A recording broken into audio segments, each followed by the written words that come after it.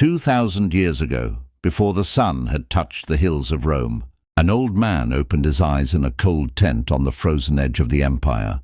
His body ached. His enemies were closer than his friends. His own son had betrayed his trust.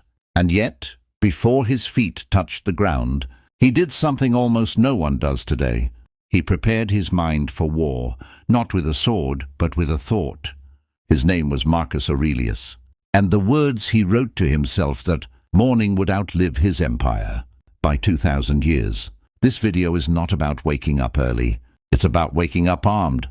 Stay until the end, because discipline number 7 is the one that changed everything for me. And it might just be the one thing standing between you and the unshakable mind you've been chasing your entire life. Welcome back to Wisdom of the Stoics, the place where ancient philosophy meets modern struggle. Every week we take the timeless words of Marcus Aurelius, Epictetus, and Seneca and turn them into weapons you can use today. Not theory, not decoration for your bookshelf, tools for the mind. If you're new here, consider subscribing, because what you're about to hear isn't just information, it's a discipline. And disciplines only work if you come back to them. Here is an uncomfortable truth. Most people lose the day before they even leave the bed. They reach for the phone before they've had a single unclaimed thought. They let the first voice they hear be a stranger's opinion. A notification, a headline designed to provoke. By the time their feet hit the floor, their mind already belongs to someone else. The Stoics understood something that neuroscience is only now catching up to. That the first hour of your day sets the operating system for everything that follows. Marcus Aurelius, the most powerful man on earth, still took time each morning to talk to himself before the world could talk at him. Epictetus, born a slave, used his mornings to train the one thing no master could ever chain, his mind. Seneca, surrounded by the corruption of Nero's court, protected his mornings like a soldier protects a border. None of these men had easy lives. None of them had the luxury of naive optimism. What they had was a system, a set of disciplines they returned to, morning after morning, that built something inside them no external force could break. Today, we're going to walk through 10 of those disciplines, not as abstract philosophy, but as a practical morning architecture you can start using tomorrow. Some will comfort you. Some will challenge you. One in particular will probably make you uncomfortable, and that discomfort is exactly the point. Let's begin.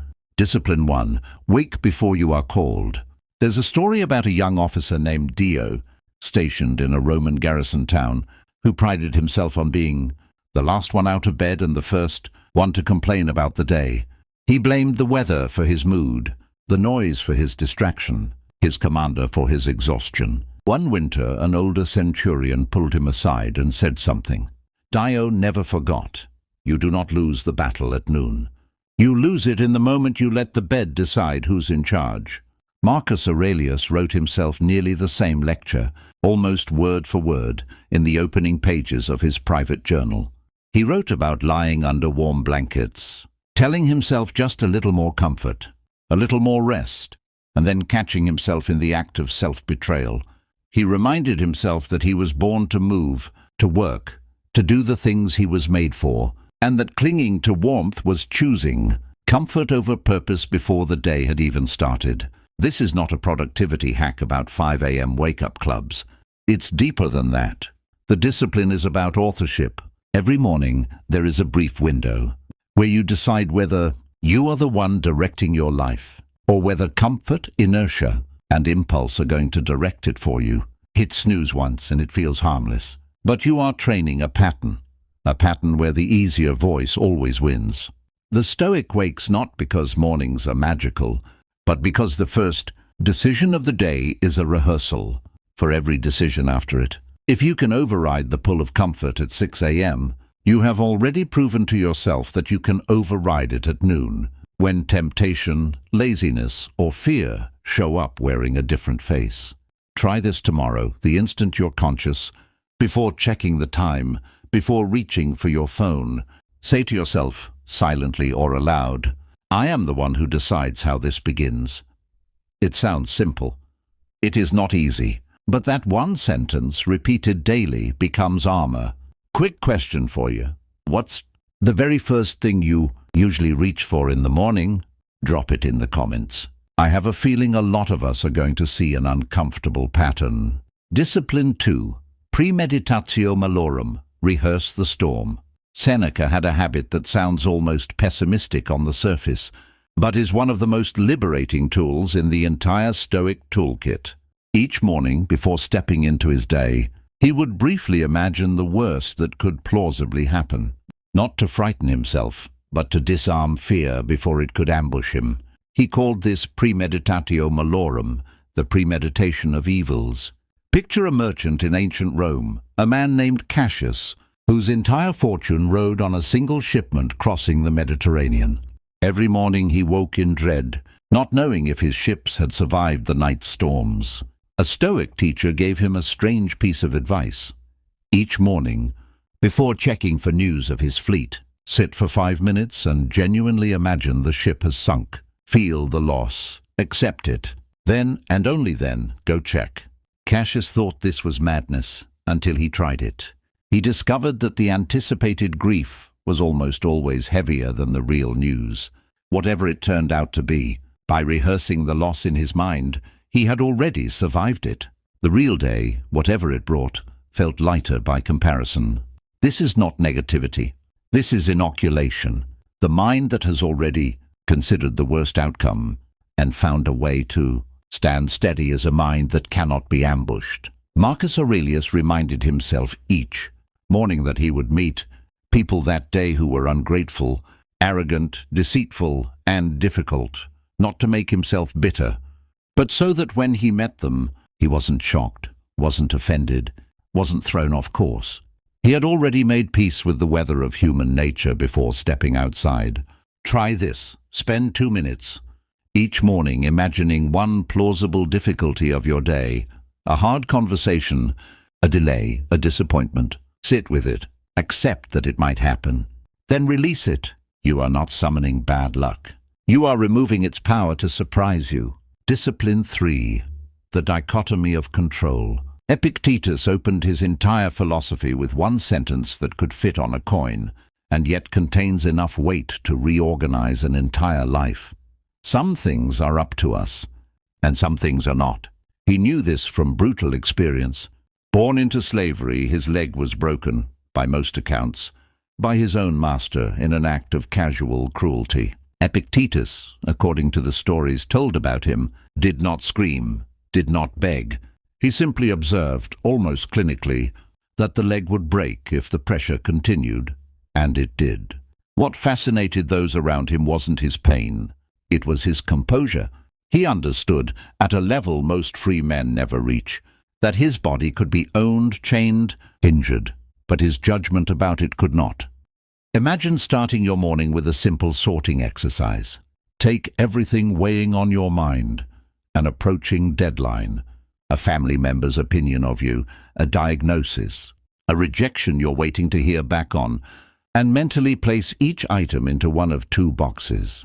Box 1, things within your control, your effort, your attitude, your integrity, your response. Box 2, everything else, other people's opinions, the economy, the weather, the outcome of an audition, the verdict of a stranger. The Stoics weren't claiming that the second box doesn't matter.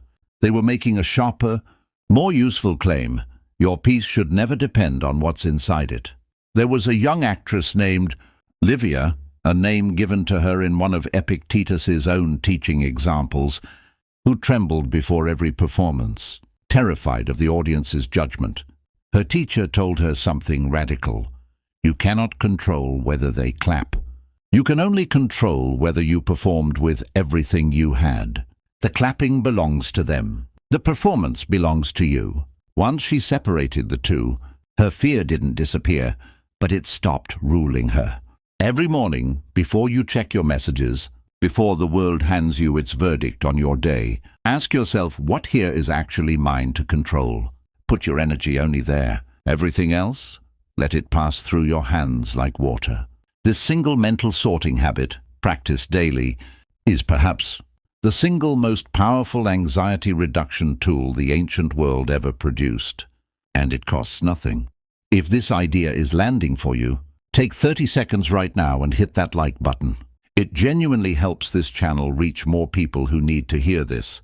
And trust me, we're only 3 disciplines in. Discipline 4. Speak to yourself before the world speaks to you. There's a reason Marcus Aurelius's private notebook, the one we now call Meditations, begins so many entries as if he's mid-conversation with himself. Because he was, every morning before council meetings, before battle reports, before the endless demands of running an empire, the most powerful man alive sat down and had a private argument with his own mind.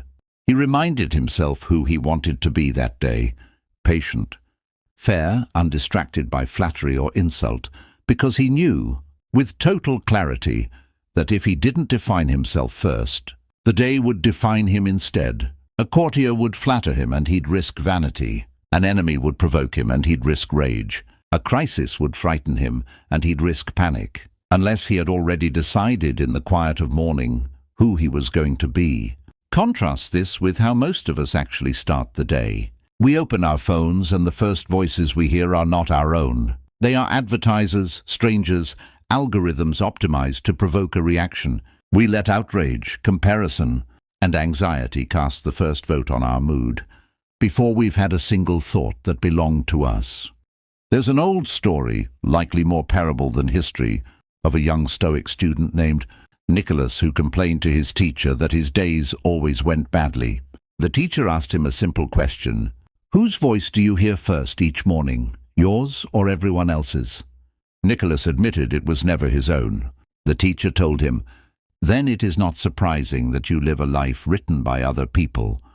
The discipline here is simple to describe and hard to practice. Before you consume a single input from the outside world, generate one from the inside. It can be a single sentence. Today I will not be provoked easily. Today I will do my work well, regardless of who notices. Today I choose patience before I choose reaction.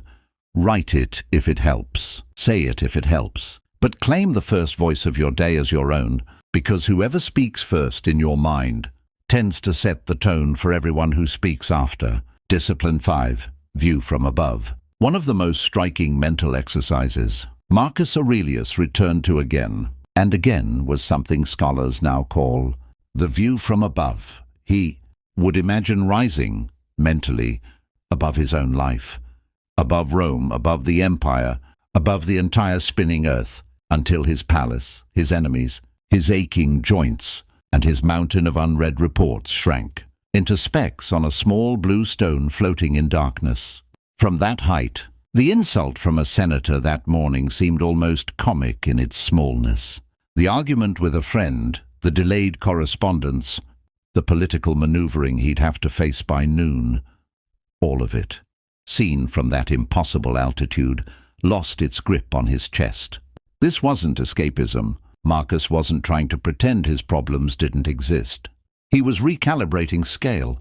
Human beings are terrible at judging the actual size of our problems while we're standing inside them. Our conflict with a coworker feels enormous at 8 a.m. and forgettable a decade later. But we rarely borrow that decade's perspective in the moment we need it most. Picture a woman named Helena, a wealthy widow mentioned in the letters of Stoic teachers of the era, consumed with anxiety over a social slight, a friend who hadn't invited her to a gathering. She spun in circles over it for days. A philosopher she consulted told her to imagine, just for a moment, the whole of Rome from the height of a hawk in flight, every house the same size, every argument the same size, every grudge equally invisible from that height. Slowly, she said, the sting of the slight began to shrink to its true size. Nothing. Try this in the mornings, especially on days that feel heavy before they've even begun. Close your eyes. Picture your home from above, then your street, your city, your country, the curve of the earth itself, hanging in silent black space. Then imagine zooming back down, through the clouds, to your street, to your room, to yourself, carrying that scale with you. Whatever is waiting for you today, you now know its true size. Most of it is smaller than it feels. Discipline 6. Do the hard thing first. Seneca had little patience for people who arranged their lives around comfort. He wrote to his friend, Lucilius, about the fact that most men fear labor not because it is truly difficult, but because they've trained themselves, day after day, to avoid it. And the avoidance itself is what turns simple effort into something they dread. There's a well-known Stoic teaching, principle sometimes illustrated through the figure of a young soldier named Titus, freshly enlisted, who dreaded the brutal morning drills, running in armor before dawn, up steep hillsides, under the barked orders of a centurion who seemed to enjoy his suffering. Titus complained to an older soldier that he hated mornings, hated the drills, hated the exhaustion before the sun had even risen. The older soldier gave him an answer that has echoed through military and Stoic tradition alike. The hill doesn't get smaller because you complain about it, but you get stronger because you climbed it anyway. The discipline of doing the hard thing first is deceptively simple.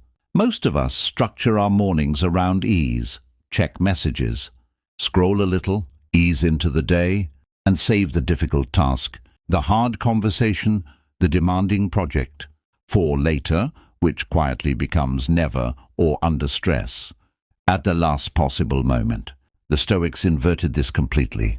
They treated difficulty as a kind of training equipment for the will, something to be sought early, deliberately, while your discipline is freshest and your excuses haven't yet had time to multiply. Every hard thing avoided in the morning doesn't disappear. It waits for you, usually at the worst possible hour, now heavier with the added weight of dread. Ask yourself, tomorrow morning, what is the one task I am most tempted to postpone today? Do that first. Not because suffering is virtuous for its own sake, but because a mind that has already conquered its hardest task by 9 a.m. moves through the rest of the day with a quiet, earned confidence that no amount of comfort could ever produce. Curious how many of you already do this, instinctively. Comment below with the one task you always try to knock out first. I read every single one, and I want to see how many hard thing first people are watching this right now. Discipline 7. Negative visualization of what you already have. Here is the discipline that, if I'm honest with you, rearranged something inside me the first time I truly understood it. We spend our mornings, most of us, silently cataloging what we lack. The body that isn't fit enough. The bank account that isn't full enough. The relationship that isn't perfect enough. We wake already in a posture of deficiency, measuring the gap between where we are and where we imagine we should be. The Stoics practiced something almost the exact opposite, and it is far stranger and far more powerful than ordinary gratitude journaling. Each morning they would briefly imagine the loss of what they already had, not to become anxious, but to restore its value. Picture your own hands capable of movement, and imagine, just for a moment, that you had woken up without them. Picture the people you love, and imagine briefly a morning without their voices in the world. Picture your own breath, and imagine it taken. This is uncomfortable by design. Marcus Aurelius reminded himself more than once that everything he had, his position, his family, his very body, was on loan from a universe that owed him nothing and could reclaim it at any moment, without apology, without warning. Rather than filling him with dread, this thought filled him with a fierce, clear-eyed appreciation for what was, in that exact moment, still his. There's a story, likely apocryphal but instructive, of a wealthy Roman named Fabius, who had grown numb to his own fortune, his health, his family, his estate, until he watched a childhood friend lose everything in a single fire. Fabius returned home that night and, for the first time in years, actually saw his own sleeping children, his own working legs, his own breathing chest, as if seeing them for the first time. He later told his teacher that the fire had taken his friend's house and somehow given him back his own life. You do not need a tragedy to access this clarity. You only need 5 minutes each morning, and the willingness to sit with an uncomfortable thought on purpose. Picture, briefly and specifically, losing something or someone you have stopped noticing. Then open your eyes to the fact that today you have not lost it. That gap between imagined loss and present reality is where gratitude stops being a platitude and becomes something closer to reverence. This discipline alone, practiced consistently, has been shown across modern psychological research to meaningfully shift baseline mood and reduce the numbing effect we call hedonic adaptation. The Stoics discovered it 2,000 years before anyone put it in a peer-reviewed journal. Discipline 8. Prepare for the ingratitude of others. This one stings a little, but Marcus Aurelius insisted on it every single morning. And I think that insistence is exactly why he remained so steady in a world full of betrayal. He reminded himself before leaving his tent that he would encounter people that day who were selfish, ungrateful, dishonest, jealous, or unkind, and he told himself plainly that this was not a flaw in the universe, but simply what happens when you live among human beings. Some, he wrote, don't even understand right from wrong. Others act badly out of ignorance rather than malice. None of it, he decided in advance, would be allowed to disturb his own conduct, because their failures belonged to them, not to him. This is not cynicism. It's armor against a very specific kind of wound, the wound of expecting fairness from a world that never promised it. Consider a young administrator, referenced in Stoic teaching examples, who worked tirelessly for a superior who took credit for every success and blamed his staff for every failure. He came to his teacher furious, ready to quit, consumed by the injustice of it. His teacher didn't tell him the injustice wasn't real. He told him something harder. You are shocked because you expected gratitude. Expect nothing, and you will never again be ambushed by its absence. Do good work because it is who you are, not because you expect applause for it. This is perhaps one of the most freeing disciplines on this list, because so much of our daily suffering doesn't come from what happens to us. It comes from the gap between what we expected and what actually occurred. Prepare each morning for a small amount of unfairness, a small amount of thanklessness, a small amount of human disappointment, not to become bitter, but so that when it inevitably arrives, you are not derailed by shock. You simply nod, recognize it for what it is, and continue doing what is right, regardless of whether anyone notices. Discipline. 9. Set an intention, not just a task list. Most people wake up and immediately think in terms of tasks, emails to answer, meetings to attend, errands to run. The Stoics thought in terms of something deeper, character. Before Marcus Aurelius listed what he had to do that day, he decided who he intended to be while doing it. There's a subtle but massive difference between today I need to have a difficult conversation with my business partner and today I intend to be honest and calm, even during a difficult conversation. The first is a task. The second is a discipline of character that will shape not just that one conversation, but every interaction layered on top of it. Epictetus taught his students to treat each day like an athlete treats a match. Not simply showing up, but showing up with a defined intention for how they would compete, regardless of the score. A wrestler doesn't just intend to wrestle, he intends to wrestle with technique, with patience, without losing his temper when thrown to the ground. The score is not fully in his control. His conduct is. Picture a merchant named Rufus, mentioned in early Stoic teaching dialogues, who ran a stall in the forum and dreaded difficult customers. His mentor told him to stop setting the goal, sell well, today, and instead set the goal, be patient and fair today, regardless of how customers behave. On the days he focused on the sale, a single rude customer could ruin his mood for hours. On the days he focused on his own conduct, even a terrible customer became irrelevant to his sense of the day, because he had already succeeded at the only goal that mattered, the moment he responded with patience. Try this tomorrow. Before you write your task list, write one sentence describing the kind of person you intend to be while completing it. Patient, honest, undistracted, brave.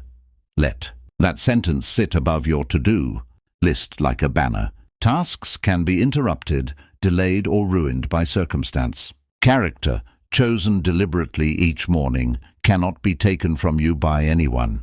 Before we get to the final discipline, the one that ties all of this together, if you've made it this far, you clearly care about building real mental strength. That's exactly who this channel is for. Subscribing costs nothing, and it means you won't miss the next video when we go even deeper into Stoic practice. Discipline 10. Memento mori. Remember you will die. We end where, in many ways, the Stoics believed everything should begin, with death. This sounds morbid at first. It is, in fact, the opposite. Every morning the Stoics reminded themselves of their own mortality, not to frighten themselves into paralysis, but to burn away everything trivial and reveal, with startling clarity, what actually mattered. Marcus Aurelius wrote to himself that he could leave this life at any moment, and that this thought should shape how he acted, spoke, and thought in every hour that remained. Not as a countdown of dread, but as a filter. Would this grudge matter if I knew my days were numbered? Would this argument still feel urgent? Would I spend this precious, unrepeatable morning scrolling through a stranger's curated life? Or would I spend it building something, loving someone, becoming someone? There's a story about a Roman general, victorious in battle, who was paraded through the streets of Rome to thunderous applause, the highest honor a Roman could receive. Tradition held that a slave stood behind him in the chariot during the entire procession, whispering a single phrase into his ear again and again, so that even at the peak of glory, he would never forget it. Memento mori. Remember, you will die. At first this sounds cruel, but consider what it actually did. It stripped the applause of its power to inflate his ego. It stripped the criticism he'd face tomorrow of its power to destroy him. It reminded him at his highest moment that all of it, the glory, the crowd, the empire itself, was temporary, and that the only thing that mattered was who he had been while he held it. This is not a discipline meant to make you fear the morning. It's meant to make you use it. Because here is the truth underneath all 10 of these disciplines. The one thread that ties Marcus Aurelius on a frozen battlefield, Epictetus in his broken body, and Seneca in a corrupt court, together across 2,000 years. None of them had unlimited mornings. Neither do you. Each sunrise is not guaranteed. It is issued quietly without announcement. And it is entirely possible that this ordinary morning, the one you almost slept through, almost scrolled through, almost wasted on things that will not matter in 10 years, is one of a finite, uncounted number remaining to you. The Stoics didn't find this thought depressing. They found it clarifying. It's the reason they woke early, rehearsed hardship, sorted what they could control, spoke to themselves before the world spoke to them, viewed their problems from above, did the hard thing first, treasured what they had, expected imperfection from others, and chose their character deliberately because they understood, with total clarity, that the mind you build in these disciplines is the only thing you carry with you, and everything else, the applause, the wealth, the very body you woke up in, is eventually inevitably taken. We began this video in a cold tent, watching an old emperor prepare his mind before the sun had even risen. We end here with you, wherever you are, in your bed, your kitchen, your car, holding the same choice he held 2,000 years ago. 10 disciplines. None of them require money. None of them require permission. None of them require anything except the willingness to claim the first moments of your day before the world claims them for you. You don't need to adopt all 10 tomorrow. Choose one. Practice it until it becomes instinct. Then add another. This is not a productivity system you finish. It's a discipline you return to, the way the Stoics returned to it, morning after morning for their entire lives. If this video gave you even one tool you didn't have yesterday, that's exactly why this channel exists. Hit like if you're planning to try even one of these tomorrow morning. Comment which discipline you're starting with. I genuinely want to know, and I read every single comment on these videos. And if you haven't yet, subscribe to Wisdom of the Stoics, because we're building something here. A place where ancient minds teach modern people how to become unbreakable, one morning at a time. The sun is going to rise tomorrow, whether you're ready or not. The only question the Stoics ever really asked was this: when it does, who is going to meet it?